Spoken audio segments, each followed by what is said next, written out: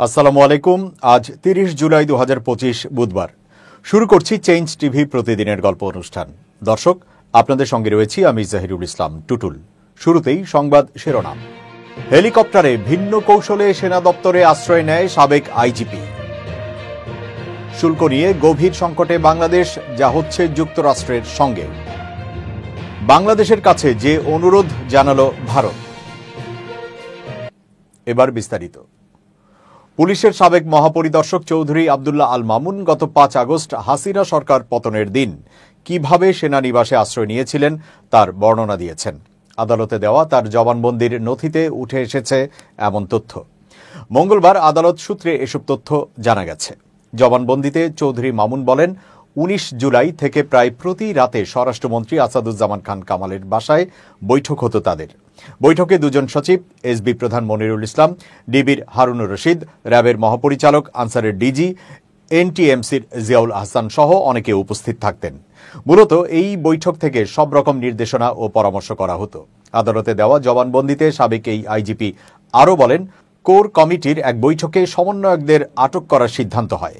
সেই সিদ্ধান্ত মোতাবেক ৬ সমন্বয়ককে আটক করে ডিবি কার্যালয়ে নেওয়া হয়। আন্দোলন প্রত্যাহারে তাদের মানসিক নির্যাতন ও চাপ দেওয়া হয়। কর্মসূচি প্রত্যাহারে গণমাধ্যমে বিবৃতি দিতে বলা হয়। ঢাকা মহানগর পুলিশের গোয়েন্দা শাখার প্রধান হারুনকে জিন বলে ডাকতেন স্বরাষ্ট্রমন্ত্রী, কেননা রাজনৈতিক সিদ্ধান্ত বাস্তবায়নে সবচেয়ে কার্যকর মনে করা হতো তাকে। সরকার পতনের দিন তিনি কিভাবে সেনানিবাসে আশ্রয় নিয়েছিলেন সেটিও বলেছেন জবানবন্দিতে। তিনি বলেন, ৫ আগস্ট বিকালের দিকে একটি হেলিকপ্টার আসে পুলিশ হেডকোয়ার্টার্সে। ওই হেলিকপ্টারে তেজগাঁও বিমানবন্দরে যান তিনি। এরপর সেখান থেকে সেনানিবাসে আশ্রয় নেন। গত ১০ জুলাই গণ অভ্যুত্থানের সময় সংঘটিত মানবতা বিরোধী অপরাধের দায় স্বীকার করে নেন চৌধুরী আবদুল্লাহ আল মামুন। সব দোষ স্বীকার করে সাবেক এই পুলিশ মহাপরিদর্শক বলেন, আমি এই মামলার বিষয়ে বিস্তারিত ট্রাইব্যুনালের সামনে তুলে ধরতে চাই। এরপর এই মামলায় রাজসাক্ষী হওয়ার ইচ্ছা পোষণ করেন তিনি। পরে ট্রাইব্যুনাল এটি মঞ্জুর করেন। পাশাপাশি কারাগারে তাকে নিরাপত্তার জন্য আলাদা কক্ষে রাখার নির্দেশ দেন।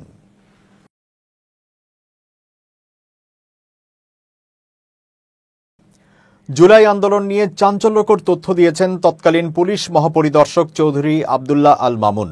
আন্তর্জাতিক অপরাধ ট্রাইব্যুনালের এক মামলায় এবছরের ২৪ মার্চ ঢাকার মুখ্য মহানগর হাকিম আদালতে জবানবন্দি দেন তিনি।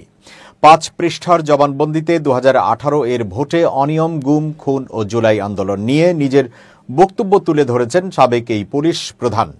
জবানবন্দির এক জায়গায় চৌধুরী মামুন বলেন, কাউকে উঠিয়ে আনা, গুম করে রাখার মতো বিষয়গুলো সামরিক উপদেষ্টা জেনারেল তারিক সিদ্দিকী সরাসরি গোয়েন্দা কর্মকর্তাদের মাধ্যমে বাস্তবায়ন করতেন।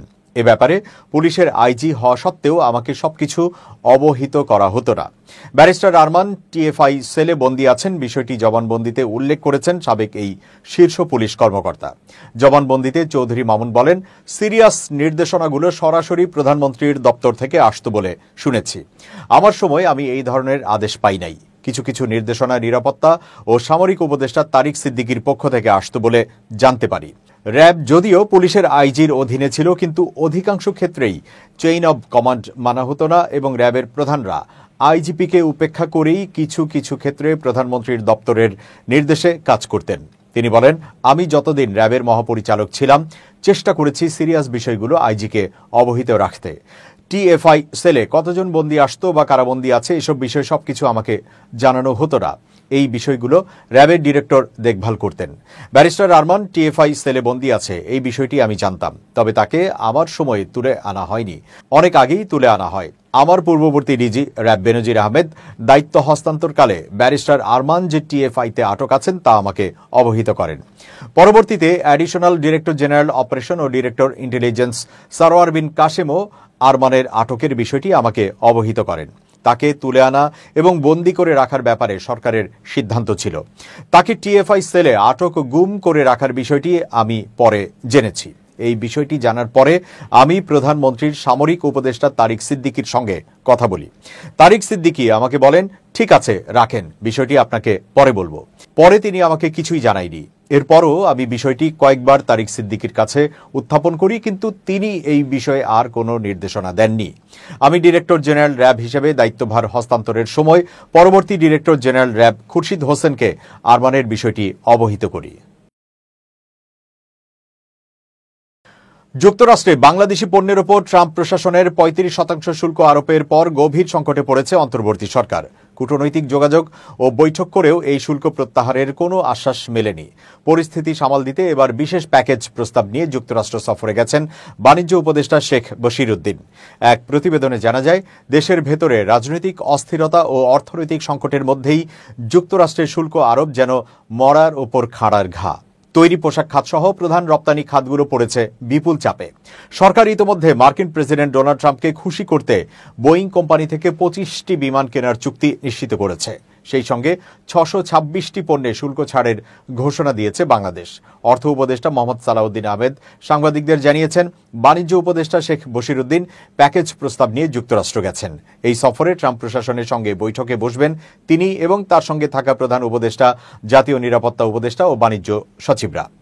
বাংলাদেশের পক্ষ থেকে ওয়াশিংটনকে বোঝাতে চাওয়া হচ্ছে যে উভয় পক্ষের জন্য লাভজনক সম্পর্ক বজায় রাখতে শুল্ক কমানো জরুরি। সেই লক্ষ্যে বেসরকারিভাবে যুক্তরাষ্ট্র থেকে তুলা আমদানির উদ্যোগ নেওয়া হয়েছে। টিসিবি গম ও সয়াবিন তেল কিনছে এবং বোয়িং এর সঙ্গে বৃহৎ বিমান ক্রয় চুক্তিও এই কূটনৈতিক কৌশলের অংশ।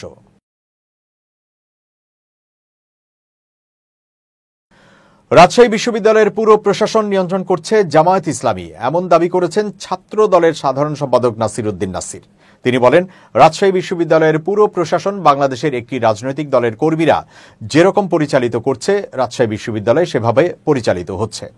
ঢাকা কলেজ ছাত্রদল আয়োজিত ছাত্র জনতার জাগরণের জুলাই অনুষ্ঠানে প্রধান অতিথির বক্তব্যে তিনি এই দাবি করেন। তিনি আরো বলেন, রাজশাহী বিশ্ববিদ্যালয়ের মাননীয় ভাইস চ্যান্সেলর রয়েছেন, মাননীয় প্রো ভাইস চ্যান্সেলর রয়েছেন, মাননীয় প্রক্টর রয়েছেন। তারা সরাসরি বাংলাদেশের একটি রাজনৈতিক দল জামায়াত ইসলামীর, যারা অতীতে কর্মী ছিলেন, এখনো পর্যন্ত জামায়াত ইসলামীর রাজনীতির সঙ্গে সরাসরি সম্পৃক্ত, তারাই রাজশাহী বিশ্ববিদ্যালয়ের প্রশাসন পরিচালনা করছে।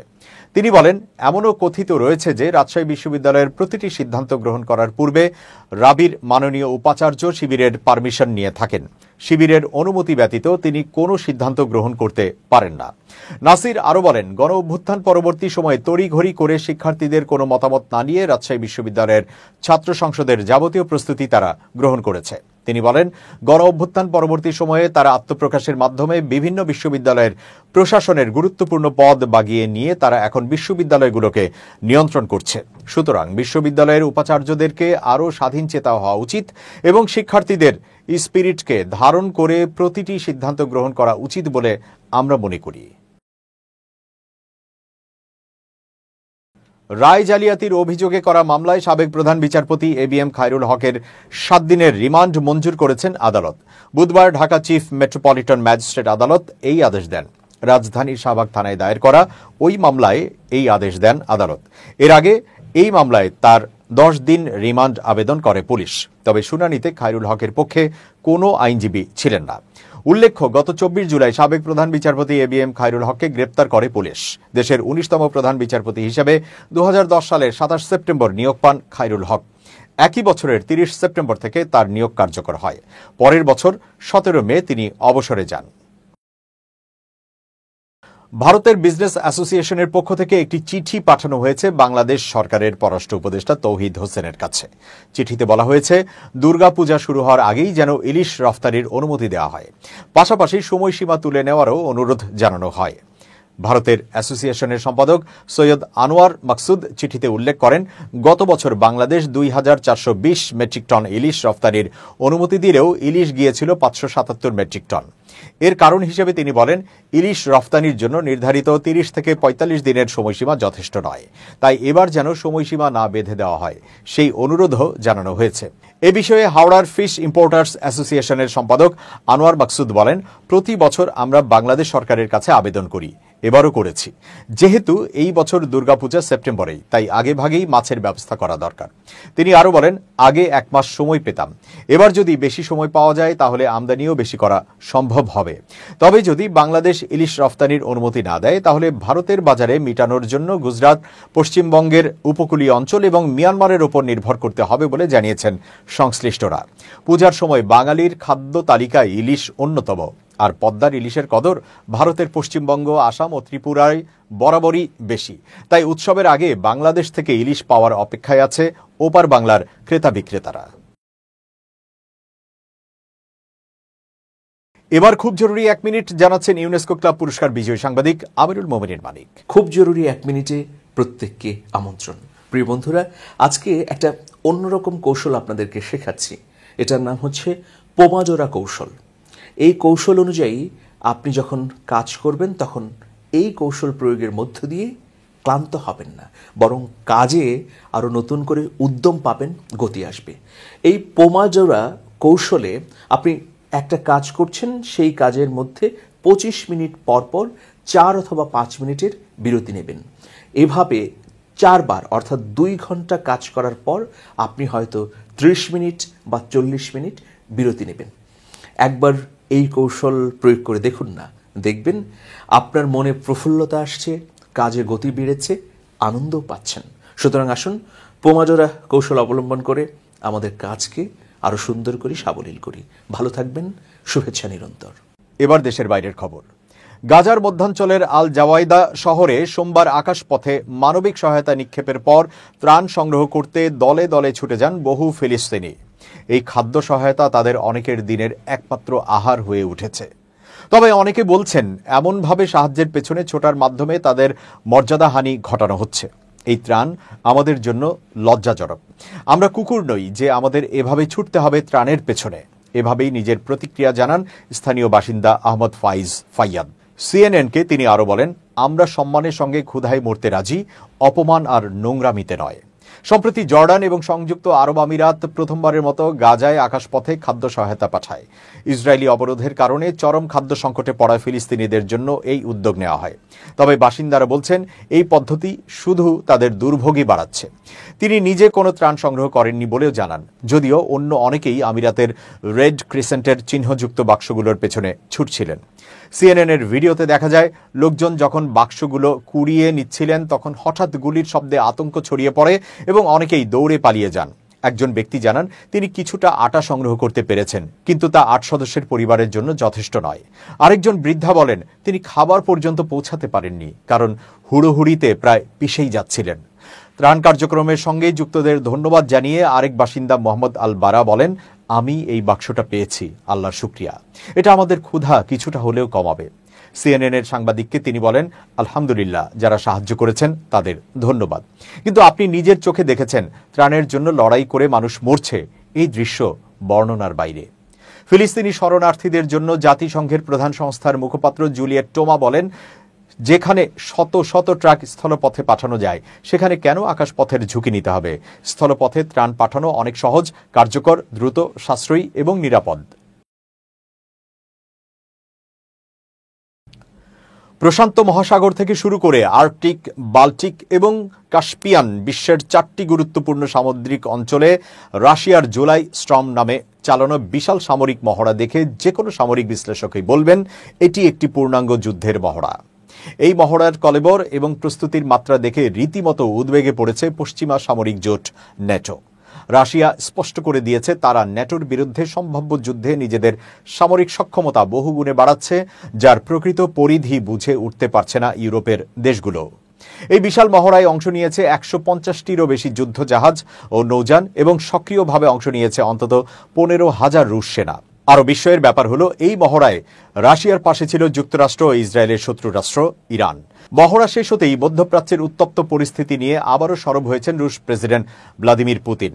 তিনি সরাসরি টেলিফোনে কথা বলেন ইসরায়েলি প্রধানমন্ত্রী বেনিয়ামিন নেতানিয়াহুর সঙ্গে। ক্রেমলিনের প্রকাশিত বিবৃতি অনুযায়ী দুই নেতা সিরিয়া পরিস্থিতি, ইরান ইসরায়েল সাম্প্রতিক সংঘাত এবং মধ্যপ্রাচ্যে শান্তি প্রতিষ্ঠার সম্ভাব্য কূটনৈতিক পথ নিয়ে আলোচনা করেন। প্রেসিডেন্ট পুতিন স্পষ্টভাবে সিরিয়ার সার্বভৌমত্ব, আঞ্চলিক অখণ্ডতা ও স্থিতিশীলতা রক্ষার পক্ষে অবস্থান নেন এবং ইরান ইসরায়েল সংঘর্ষে শান্তিপূর্ণ সমাধানে রুশ সহায়তার প্রস্তাব দেন। ইরানের পারমাণবিক কর্মসূচি নিয়েও আলোচনা হয়েছে এবং আলোচনামূলক সমাধানে রাশিয়া প্রস্তুত বলে জানিয়েছে। এর আগে গত জুনে ইসরায়েল ইরানের পারমাণবিক ও সামরিক স্থাপনায় হামলা চালায়, যাতে সরাসরি যুক্তরাষ্ট্রের সহায়তা ছিল। জবাবে ইরানও পাল্টা আঘাত হানে ইসরায়েলে এবং 12 দিনের তীব্র সংঘাতের পর মার্কিন মধ্যস্থতায় উভয় দেশ যুদ্ধবিরতিতে রাজি হয়। ওই যুদ্ধ চলাকালীন ইরানকে প্রকাশ্যে সমর্থন দেয় রাশিয়া ও চীন।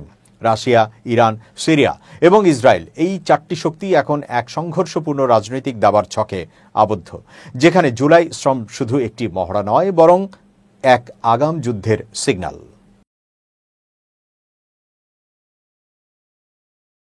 দর্শক, শেষ করছি প্রতিদিনের গল্পের আজকের গল্প। changetv.press বাংলাদেশের ইউটিউব জার্নালিজমের অগ্রদূত। ভিজিট করুন এর ওয়েবসাইট www.changetv.press, youtube.com/changetvpress এবং সাবস্ক্রাইব করুন চ্যানেলটি। নিয়মিত লাইক, কমেন্ট ও শেয়ার করে আপডেট রাখুন নিজেকে। ভালো থাকুন, নিরাপদে থাকুন। শুভেচ্ছা নিরন্তর। changetv.press, এক ফোঁটা হলুদও নেই।